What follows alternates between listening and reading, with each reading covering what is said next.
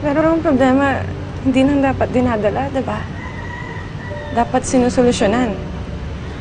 Hindi naman sa lahat ng solusyon, mabilis ang dumadating. Minsan, dinadala ng pagkakataon.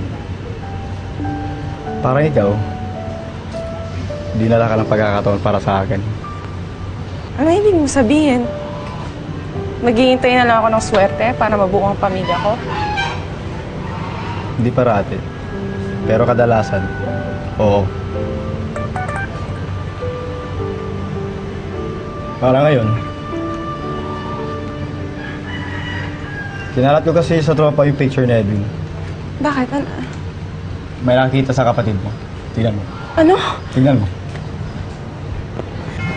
Oh my God, oo nga! Makoy, salamat! Teka na nga, sasabihin ko kay Darling, good news to! Darling! Please, Darling, ang ganda-ganda mo. Ang galing-galing mo. Oh, brother, may nagsabi sa akin, kilala mo doon lalaking to. Ah, si Pogi. Lagi nandito to. Inuutos-utusan ko nga to dito eh. Minsan nga sabog to eh. Minsan sabaw. Minsan wasak. Pero ng mga nakaraan, hindi ko na siya nakikita. Baka nga sinalvage na to eh. Ano?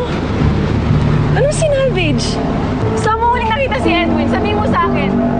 Nasaan yung kapatid ko? Hindi ko nga alam. Parang shota Sige, mo. tama na, tama na. Hawakan mo Tama nga na ang to. tapang eh. Ito ang contact number at address kasama ko. Ibigay mo yan kay Edwin pag nakita mo. Malinaw? Sige, malinaw. Sige, sige. Salamat, brother. Salamat, ha. Dito tumatamba yung kapatid ko? Ano ba yan? Ano ba nangyayari kay Edwin? Kawawa naman. Konting tiis na lang si Lynn. Malapit natin siya makita. Konting tiis na lang.